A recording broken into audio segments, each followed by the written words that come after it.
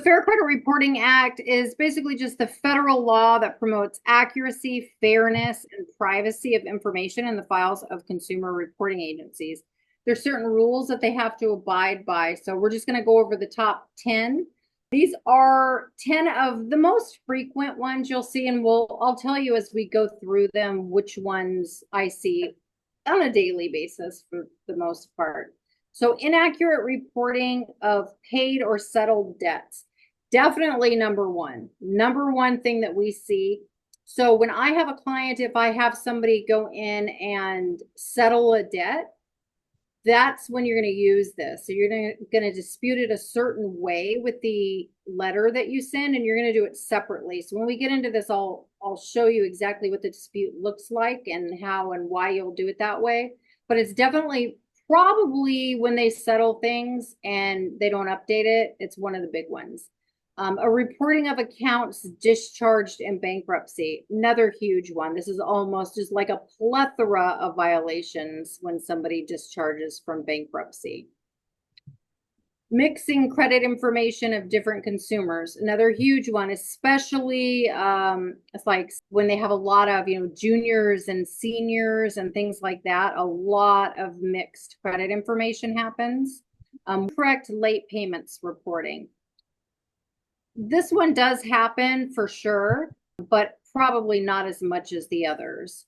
Duplicate accounts, constant. You will find duplicate accounts. And that is just a duplicate account is actually when it is reporting the same exact creditor is reporting. So say Jefferson Capital is reporting 2 times the same exact thing. A short sale listed as a foreclosure. This one we don't see as much anymore. In 2010, 11, 12, 13, and that time frame, we saw a lot of these because that was when, remember in 2008, when the whole downturn happened and all those foreclosures happened. So for years, we did see quite a bit of this. We don't see it as much anymore, but we do see it occasionally. So it's when somebody did a short sale and they just show it up as a foreclosure, and it shouldn't be reporting that way. It's a different code. Fraudulent accounts. We see that a lot. Lots of identity theft. That's especially on the rise all over the United States. Authorized users report shows all the user activity. That authorized users, you can always pretty much get removed from the credit report. And there's a certain dispute for that, and I'll show you that. Outdated accounts, again, one of the good ones, easy ones. If it's over 7 years, they've re-aged it in some way, you can definitely that's a violation. Debt buyer and original creditor reporting a balance due. That was what I actually had today. And I did the dispute on that today for a new client that I just got in. So we will cover all of those in a little more detail. Okay, so inaccurate reporting of paid or settled debts.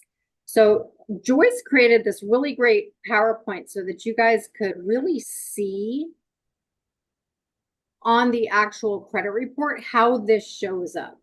Okay, so an inaccurate reporting of a paid or settled debt is basically the debt reported as outstanding despite being paid in full or settled in full. Okay, so you can see like CB Buckle, they're reporting, oh, she's just showing a couple different ones where one is reporting the balance and one is reporting a zero balance. Okay. So typically what they're going to say is like this one shows paid here for BMO Harris. That one shows paid. This one's still showing a balance. This one is still showing derogatory, even though it's paid, even though that's not, when you're doing FCRA violations with attorneys and you're trying to create a case, they want to see some type of damages. So one that just shows derogatory, well, that is inaccurate, and you can dispute that because it's showing derogatory. It should be showing paid. That's not really creating any type of damages, though.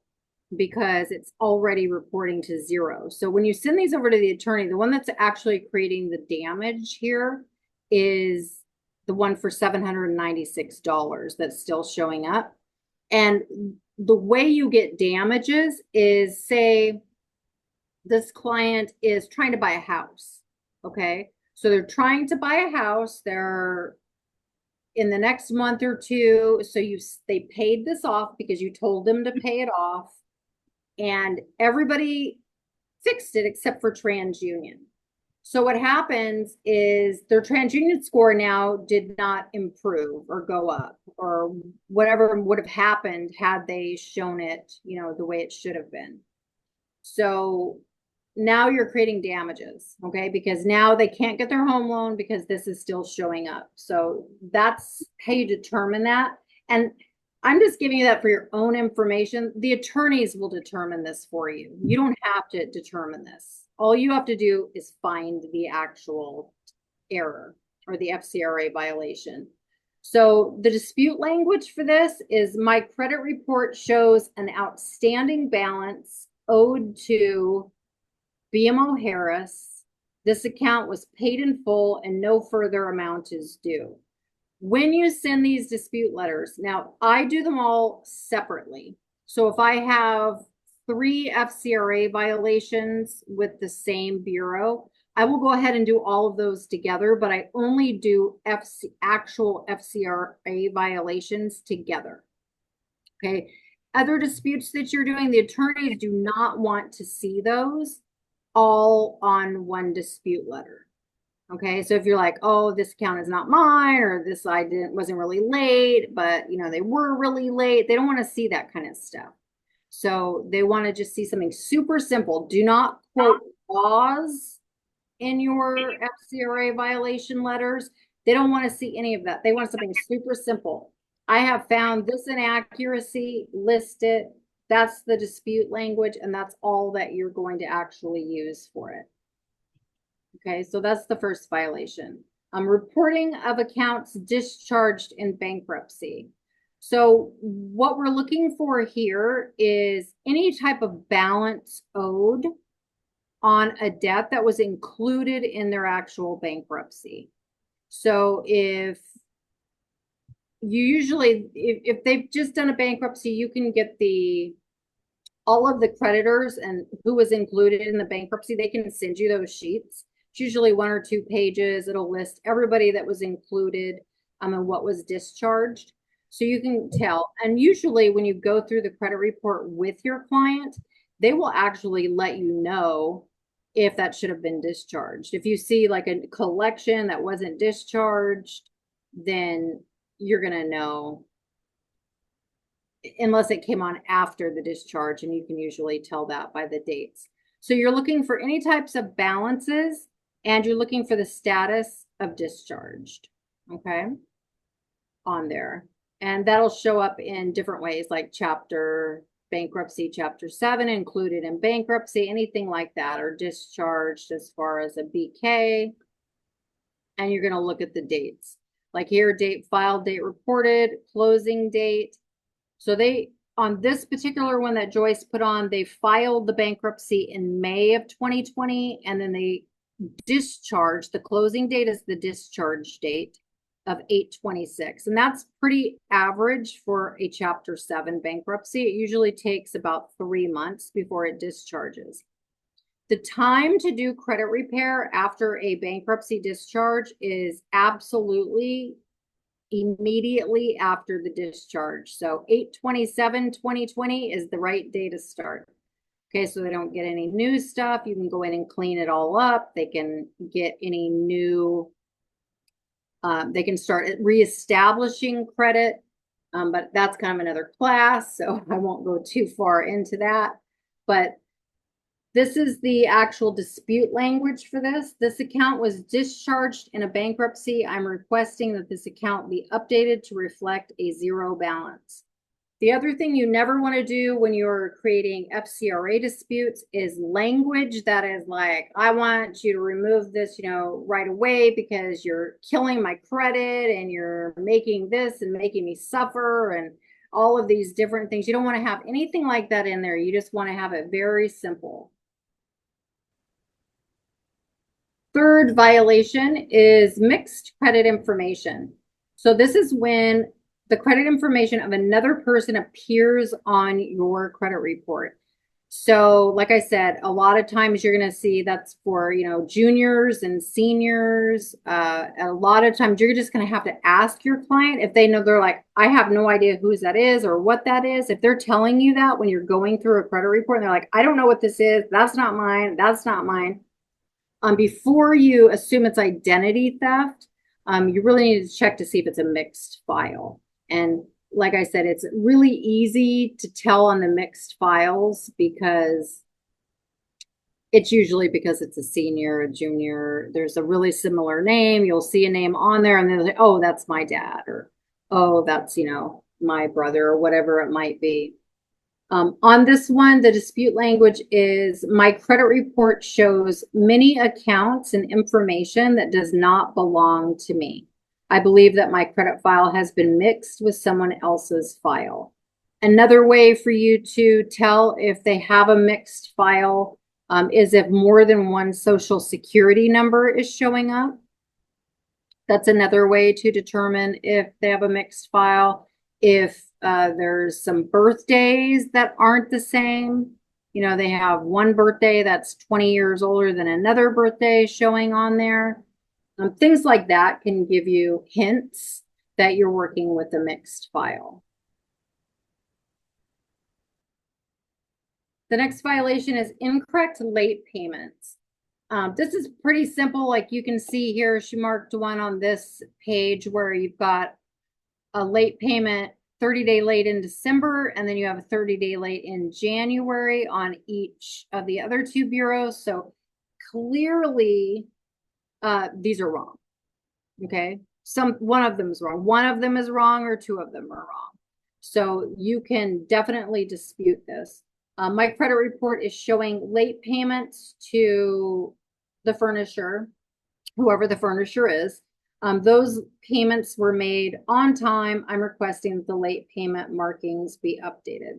So in this case, you could definitely dispute, I don't know which one this is because I can't see it, but the one that's showing up here for 30 days late in December, we probably know that that's the one that's wrong. So this dispute would be perfectly acceptable for that, showing, I'm requesting the late payment markings be updated because it is wrong, clearly. And you could also use it for the other two because we don't know which of those is wrong. So it's totally acceptable for that as well. Okay, it's up to them to go verify and figure out when those late payments should be reporting, or they will remove them. Okay. Duplicate accounts.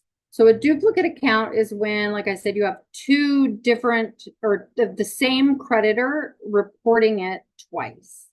So we have, say, Jefferson Capital reporting it here, and then Jefferson Capital Systems reporting it again on the same credit report. And you can tell it's the same account number, same balance. So if it's listed multiple times like that, and again, we see this all the time. If you look through the credit reports, you will find these constantly.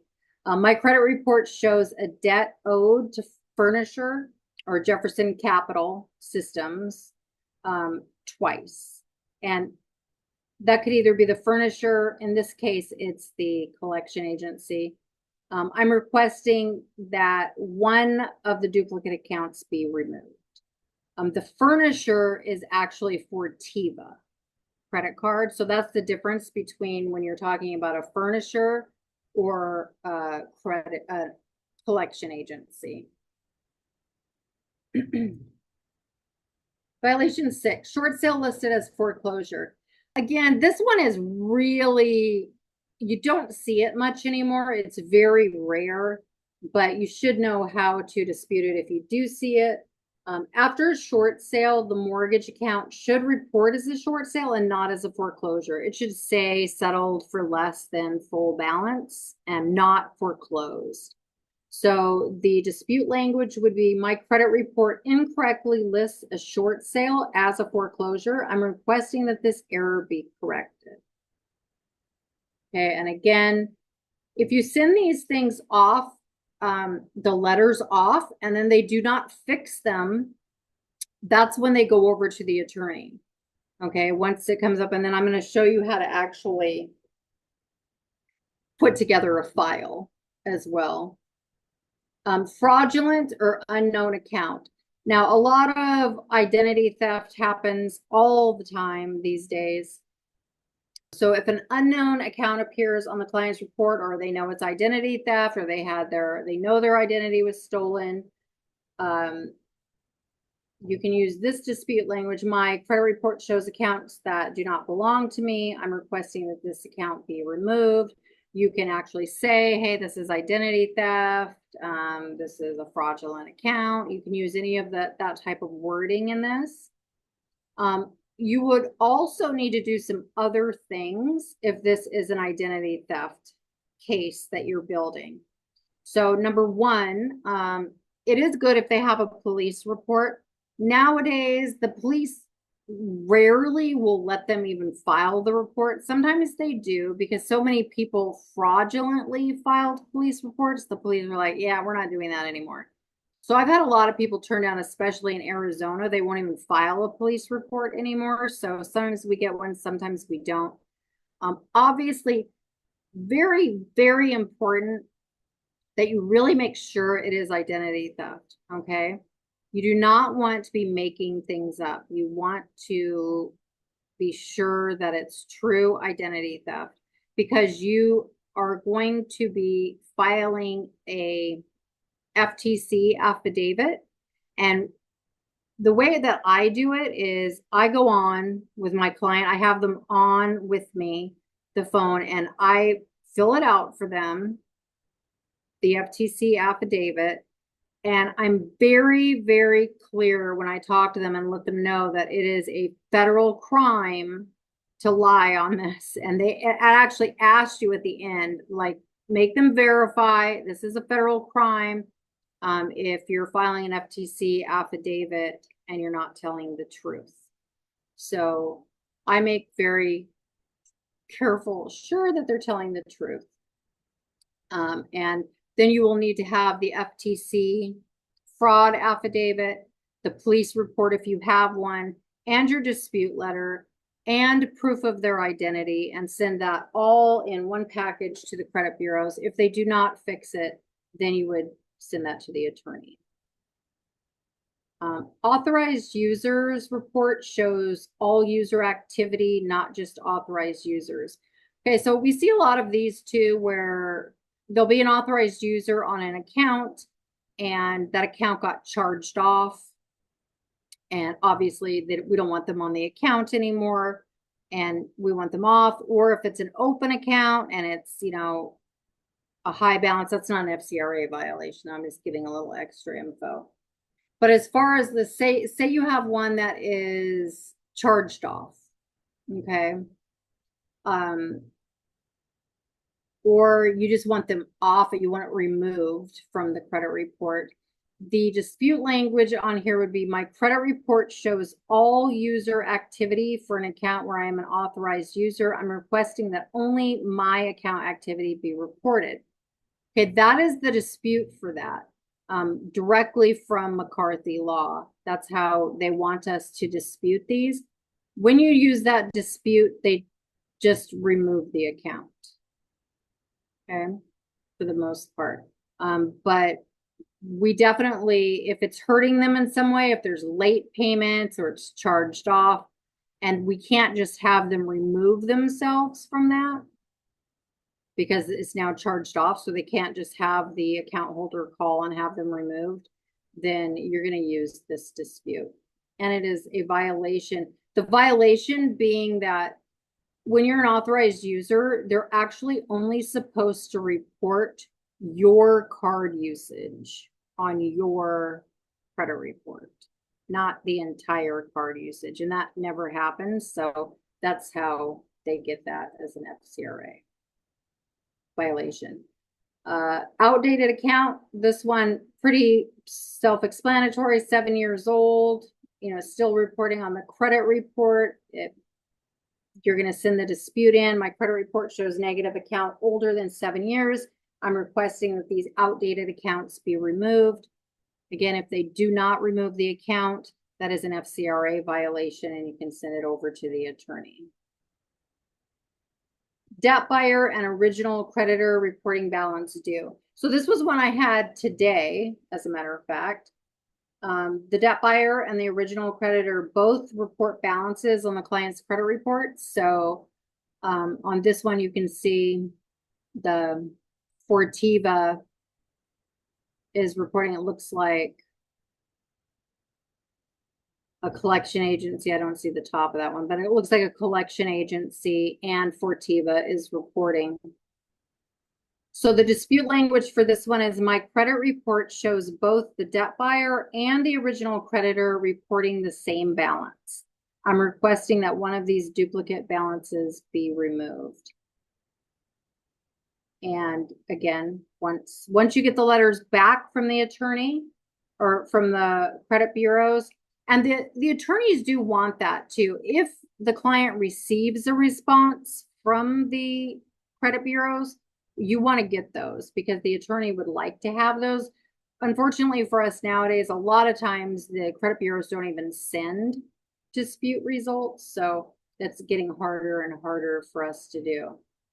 Okay, so here are steps for the violation. So you're going to identify the error.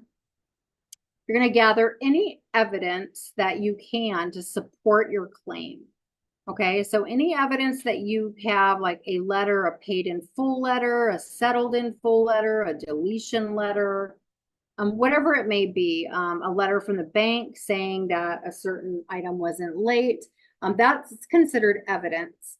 So any evidence, you're going to gather any evidence that you can from your client, and you're going to draft the dispute letter based on these disputes, and then send the dispute letter to the credit bureaus. And then after, I usually follow up in about 40 days, I will refresh the credit monitoring and check the credit report to see if it was corrected. If it was not corrected, then I will move on to the next step. Okay, this is a sample dispute letter. I haven't even looked at, thanks Joyce, I haven't even looked at this one. Let's see, I'm writing to dispute the following information. Yep, see, it just very simple, super simple letter. Dispute number 1, whatever it may be. I mean, dispute number 2, you'll put all that on there, but this is just very simple. No laws are being quoted on here. This shows some different things, like I'm the victim of identity theft, that kind of thing. Just giving you some samples in here. So you're going to get the replay and you'll be able to get this sample too. Joyce, do you have a copy of this that we could actually send as a PDF along? Yeah, I can make one. Okay. So if anybody wants the sample dispute letter, and again, you can just go to ChatGPT, you could make yourself one. You just want to, just don't quote laws. Okay. So I'm like, I haven't even read this last slide, so I don't even know what I'm supposed to talk about on it. Okay. So I think one of the main things, like the way that I do disputes and the credit action plan method that I use for disputes, this is one of the, I think, most effective ways to get results for your clients, because it's hard to get results these days just with the credit bureaus and disputing. Years ago, we were able to get tons of results just by disputing. Okay, it's just how it was. We were able to dispute, we were able to get deletions, And this really changed over the last few years in the way that the bureaus are doing things and the way they're ignoring disputes. So if you're not really engaging in some of the, I don't know, like the pre-litigation type disputing, creating action plans for the client, it kind of sets it all up. So if you create an action plan for your client and you're telling them, okay, go pay this, off, and settle these accounts. Maybe they're little things, 100, $200 that they can easily do, and you can get results because they're going to delete it with a payment, that kind of thing. Or, it's going to improve their credit score by paying it. Those are ways to get much more effective results for the client. Because you could say you disputed this all day long, and it never comes off. For 6 months, you just dispute. It's the same. There's a balance. They paid it off. And I've done this, no joke. I've disputed for 6 straight months on an account, and the bureau's never fixed it. Sending every single time the paid in full letter with it, like evidence every time. And it never came off. I just tested that to see how long it would take, and it never did. So finally I just sent it over to the attorney. So I do little tests like that all the time, but the attorney now, yeah, they just go close that case. They go litigate. It's a slam dunk case for them. They litigate. And your client gets like $1,000 for the first violation, and then I think 500 for every violation thereafter. And you're going to get paid too. You're going to get paid $500. So there's really no reason not to implement this into your just normal everyday credit disputing. I'm trying to stop my share here. Okay. So who, go ahead. I just want to share some of the experiences that I had with these cases. So by the way, for everyone to know, I'm Joyce. I own a staffing company. I am Stephanie's VA. So I just want to share how we do it because uh lately we are the top provider of FCRA cases for a particular law firm. We have submitted 40 cases for the past few months. And I just want to share you some secrets so that it won't prolong you from getting these accounts litigated. So, a first step is that you guys need to make the disputes so simple. Keep it simple. Because these law firm don't want aggressive dispute. So if you can make it simple, that'll be better. Those exact dispute language that Stephanie mentioned, those are perfect ones. So because what will happen is that if we use too aggressive dispute language, the law firm will eventually require you for another 30 days to use the correct dispute language. So that would kind of things smoother as far as sending these cases. And also, the next tip that I'd like to share is that I'd like to share with you guys is properly providing evidences.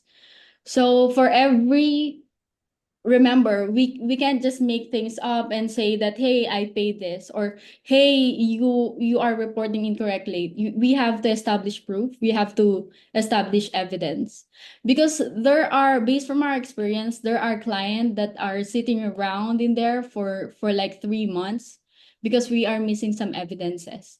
So we have to establish proof for that case to go smoothly. And last thing is the letter that Stephanie has showed you and this dispute language has been very effective, not just in FCRA violation, but also in the disputes. Because nowadays, the credit bureau has already recognized the dispute languages, that these languages are coming from a law firm, that if they don't fix it, they know that we are coming. So I just want to share those few information that might actually help you each and everyone in here.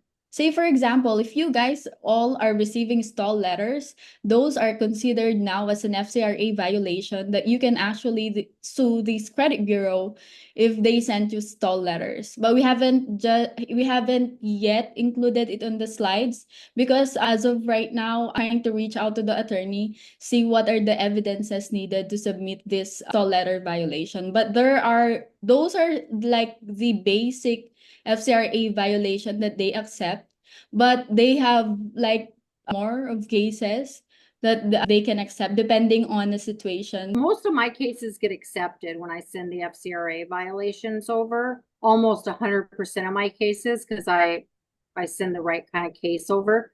I've never had an attorney come back to me and say that the client had waived their right to litigation or had any issues. Almost 100% of these cases settle. They never go to litigation. Does everybody have an attorney? Do you guys all do FCRA violations?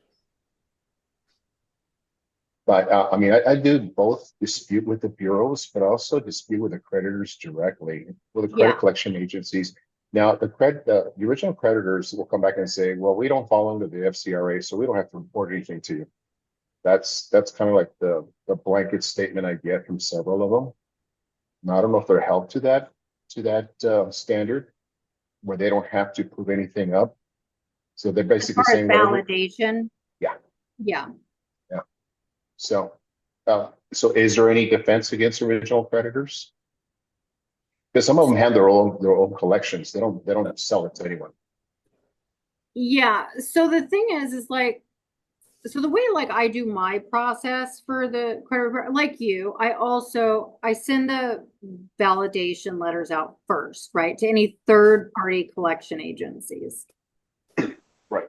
Because obviously a lot of those do get deleted, right? We send out validations, they come back, they can't validate it, they get deleted. We always start there. Mm-hmm. Then, we always have an action plan going on. So once the validation letters all come back, whether they get deleted, whatever that ends up being, then we go in and say, okay, maybe you need to settle this account or that account or do this or that. So that's when you start seeing the FCRA violations come up is later. Got it. You usually send these at the end. So like I start my process just like you. So we want to get those upfront deletions right away. Then if they go in the next month, say, and they settle an account. So now when we do that refresh, so they settle it, we get that letter, the settled in full letter. That's evidence. Okay. Settled in full letter from whoever they paid and the receipt. Then I'm going to take that and I'm going to send my next dispute to that account that this was settled in full or paid in full, or the creditor agreed to delete this account, for payment, whatever my letter says. So if I have a deletion letter, that's how I'll word it. If I have a settled in full letter, that's how I'll word it. So then I'm going to send that letter in for that account to having them change the balance or delete the account, whatever it may be. When that comes back the following month, now I either do or don't have an FCRA violation. Okay. So if it's not fixed after that, I think they do have like 60 days or 90 days or something to fix it. But after a round of disputes or two, and you see that same balance is sitting there, even though you've sent proof once or twice, now you have evidence for an FCRA violation, period. And that just goes straight to the attorney. So they're going to get that. So this is dealing just with third party. Not original creditors who handle their own collection process. No. This can be an original creditor too. Okay. Will they be able to validate too? Because they do send that letter saying, we got your letter requesting validation. However, we're the original creditors and we're not held to the standard under the FCRA. So I'll never get a validation from an original creditor. No, they don't. Yeah, they don't do that. The original creditors don't do the validations. Typically, that's the third-party collection agencies. But the original creditors are held by... If they're incorrectly reporting something? Yeah, but if they're incorrectly reporting something, then what's the recourse? So if they're incorrectly reporting, that is the recourse. It's an FCRA violation as far as if they're reporting a balance and that has been paid off, that's an incorrect reporting, right? Right. So you're going to, I just had one settle like 8 days ago Okay. for American Eagle. Okay. My client paid it off months ago. We sent in the letters, everything. They never fixed it over and over and over. They never fixed it. So we sent it to the attorney and Equifax just settled on that one. Okay. And now, and as of today, here's another kicker. As of today, so my client got paid on that too. Then as of today, Experian just popped it back on her credit, American Oh, wow. Eagle, with the balance. So now I'm sending that one all back to the attorney because it's already been disputed. So that one's going back and they'll go settle that one out too. So this is all in the credit bureaus, the way they're reporting, because I understood that the original creditors or whoever's reporting to the credit bureaus actually pay to report to the bureaus. That if they're reporting to the bureaus and the violations are against the bureaus, there's really no violation against the third-party collection agency Right. or the original creditors. Right. That's correct. Okay. Interesting. Okay. Yeah. Yeah. They're suing or litigating against the bureaus. So we settled with Equifax. Okay. Now they're going to probably go in and settle with Experian. Thank you. Okay, you're welcome. I have a quick question with the authorized user. How does that work with vice versa? If the person who has your card uses it and then the balances, would that be showing on your account? Yeah. Like the original holder? Yeah, that's how they're supposed to report it, according to my attorneys, is that it should be reporting only your usage. Right, that's what I'm saying. So if the authorized user uses the card only and you don't, and then the balance shows on your credit report. I think it all shows up on you because you're actually financially responsible. Okay. Yeah, that makes sense. But All right. if an authorized user isn't financially responsible, only their usage would show. Yeah. So any other questions on this? And whoever needs, you guys can just DM me if you need me to hook you up like with a law firm that can help you and where you can send cases to, or you need help doing it, you just DM me and let me know. And you guys. What are those? I'm sorry, what are those fees? What does the fees usually look like if you're gonna get some help from one of the attorneys, or if you need help with the FCRAs that you turn in, and what fees are usually associated with it? There's no fees per se, but as far as payments to you, like marketing fees they pay to you. Yes. Yeah, usually it's going to be anywhere from, I'd say, like $350 to $500 per client. I mean, when you figure you almost always have a violation on a client by the end. I mean, if you could make an extra 350, 500 bucks per client, during the credit repair process, you should, because a lot of the times the attorney's also going to get that removed,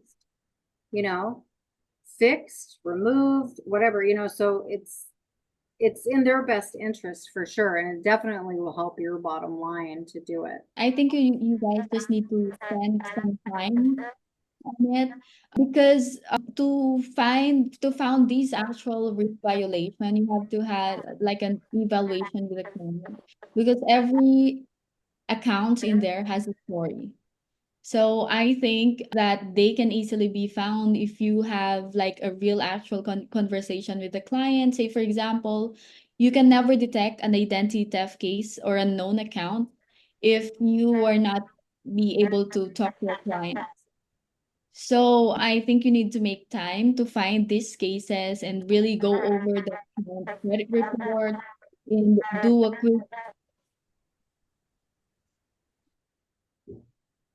But I think we heard most of it. Yeah, just go through the evaluation and make sure that you talk to the clients and get the whole history of each of these accounts. And that will help you identify the violations.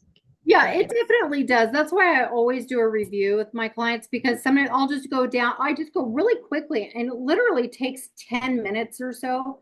I'll just say, oh, okay, there's this, collection account, and they'll be like, oh, I paid that off like 6 months ago. And you're like, ding, okay, that's an FCRA violation right there.